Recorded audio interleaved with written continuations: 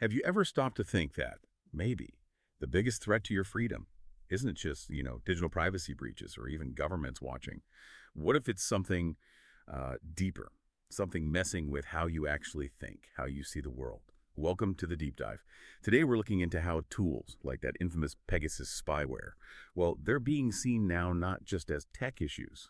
No, this one analysis calls it a cognitive assault, an assault on our identity, even on language itself.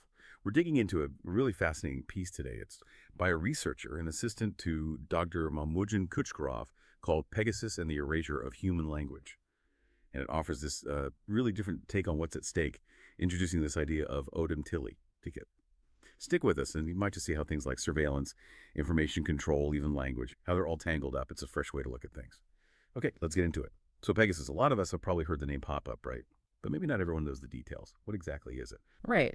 And it's definitely not just theory anymore. We've seen reports like from Radio Swobода about Uzbekistan actually using it. So the research we're looking at says, yeah, it's become normalized, systemic, and invisible. It's just there. And the capabilities are, well, they're pretty staggering. Developed by Israel's NSO Group, right? Correct. It basically turns your smartphone, the one in your pocket, into a 24/7 spy device. Exactly. It can access the microphone, the camera, your location, read your encrypted messages, even just listen to the ambient sound around you. All without you having any clue. None whatsoever. Real-time access, completely hidden. But here's the kicker, the thing this paper really stresses. It's not just about privacy anymore. They call it a cognitive assault on the very nature of human identity, perception, and freedom. A cognitive assault. So if it's more than privacy, what does that actually mean? Where does it go from there? Well, that's the big question, isn't it? It's not just about watching you. Then what is it about? Control? That's what the analysis suggests. It shifts towards controlling what you watch, limiting what you say, and hiding what you're not supposed to know. It's about managing your reality in a way. Wow. So shaping your information environment completely? Pretty much. Which brings us to this idea of algorithmic censorship and Pegasus-style informational repression.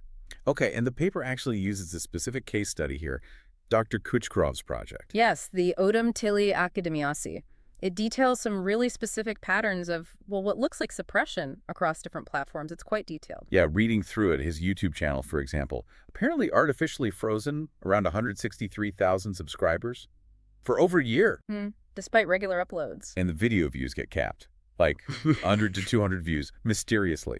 Comments vanishing, videos deleted sometimes. And it's not just YouTube. The paper mentions Telegram stuck at maybe 200, 300 members for 3 years.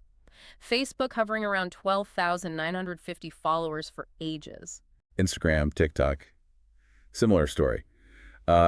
Negligible reach for rational educational content while sensationalism thrives. That's a direct quote. And the paper is pretty blunt about it. It says this isn't coincidence. It argues it's a coordinated informational blockage, specifically targeting frameworks like Одам Тили, anything that might, encourage cognitive autonomy. Cognitive autonomy. For me. Like thinking for yourself critically. Exactly.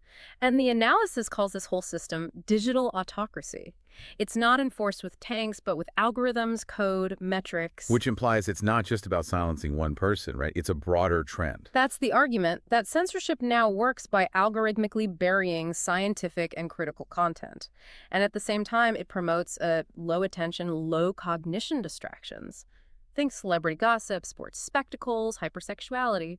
Stuff that keeps you clicking, but not necessarily thinking deep. And just reducing the reach for anyone challenging the main narratives. Yeah. The paper uses the striking phrase, truth has become unprofitable. Unprofitable? What? And it describes the whole process as a kind of cognitive sterilization, like it's trying to dull our ability to think deeply or critically as a society. It's a sobering thought, isn't it? Yeah. How much of our daily scroll might be curated to keep us distracted. I mean, I definitely fall for clickbait sometimes. We all do, probably. So, okay, stepping back.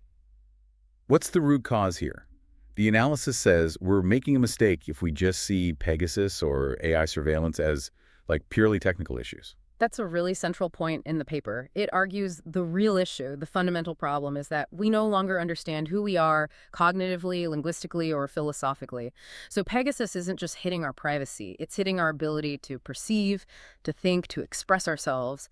And the core of that ability, Language. Okay, language. But not language like grammar rules or learning French, right? Yeah. The paper makes that distinction. Right. It's not about that. It introduces this core concept, Odam Tili, which translates to the human language. And it's described as something much more primal, like the primal sensory cognitive experience that connects the human to the world. Primal sensory cognitive experience. Okay, that sounds pretty deep. What does that mean in practice? How is that different from, say, English or Swahili? Well, this is where the radical linguistic cosmic framework comes in. The core idea is that all human languages originally didn't start with abstract symbols. They started with direct sensory and physical experience. Think about the sounds we make instinctively. A gasp of fear, a sigh of relief, a cry of pain. The paper suggests the first human language was this phonosemantic system, rooted in body sounds, gestures, emotions, how we interacted directly with nature. Phonosemantic. Yeah. So sound connected directly to meaning and feeling. Exactly, before abstract grammar and complex syntax developed. And crucially, the theory posits that divisions like religious, ethnic, national identities, those were constructed later. Constructed. Yeah, as instruments of control, not discovery, tools to manage populations, not natural outgrowths of human difference. Okay, if that's the case, then the way our thinking gets fragmented, the way we get divided, surveillance feeds on that, right? But this view says that fragmentation is actually created by how we've developed language away from its roots. That's the provocative link it makes, that the fragmentation of human thought upon which surveillance thrives is linguistically manufactured. So, Pegasus, the algorithms, they're just tools exploiting a deeper vulnerability. A vulnerability in our relationship to meaning itself. The paper calls the destruction of the human's original relationship to meaning the true virus. That reframes everything, doesn't it? It's not just about the tech. Not primarily, according to this view. And if you take that perspective, the paper argues these big global crises we see, they're not just random separate problems. They're interconnected, feeding off this deeper cognitive disconnection and linguistic disempowerment. It identifies 4 key interlinked problems. Right, let's break those down, because seeing them as linked is, well, it's a different way of looking at the world. So problem 1, Pegasus-style surveillance. What's the real driver, according to this analysis? It argues the root cause isn't just, say, fighting crime or terrorism. It's deeper. Deep-rooted institutional paranoia, power instability, and fear of free thought. Fear of free thought. Yeah. And the result isn't just being watched, it's continuous psychological captivity. We might think we're free, but we're constantly monitored, subtly constrained. Okay, that makes sense. Which connects to problem 2, algorithmic censorship and content suppression. We touched on this, but what's the underlying cause pinpointed here? 2 main things.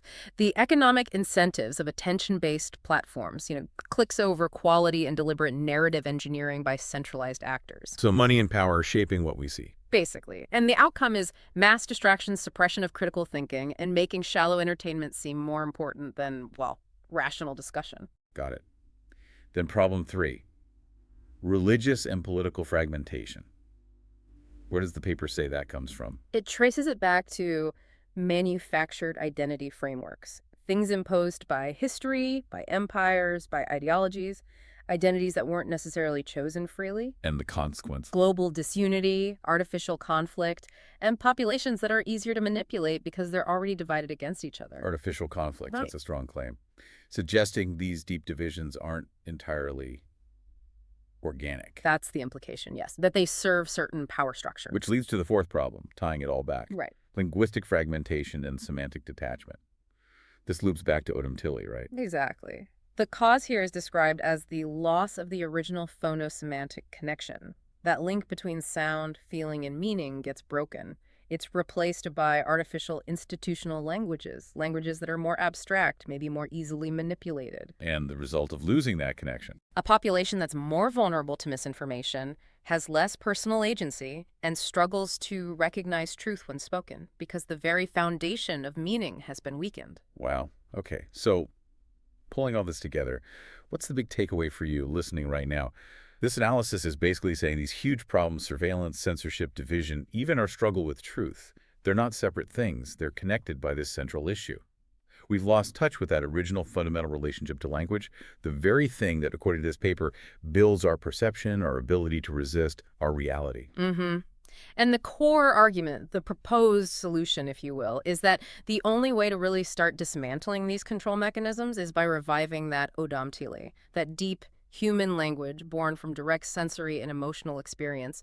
It ends with a really stark warning. Technology will not liberate you, language might. Language might. It flips the script, doesn't it? Yeah. We focus so much on the tech, the platforms, the algorithms, but this suggests the real battleground isn't external, it's internal. It's about our disconnection from what it means to be human. And that disconnection starts with language. There's a quote from Dr. Kучкарова in the paper that really hits home. When humans lose control of their own speech, they lose the ability to resist. And this isn't presented as some, mystical pie-in-the-sky idea. It's framed as a challenge to you, to all of us, to consciously try to relearn meaning, rehear sound, and reactivate the forgotten depth of being human before, as the paper warns, algorithms just flatten it all out completely. Relearn meaning, rehear sound. That really makes you think. It leaves us with a pretty powerful question, doesn't it? In a world that's constantly trying to shape what you see, what you hear, what you think, could reclaiming your own deepest, most fundamental understanding of language, that primal connection, actually be the ultimate way to reclaim your own mind?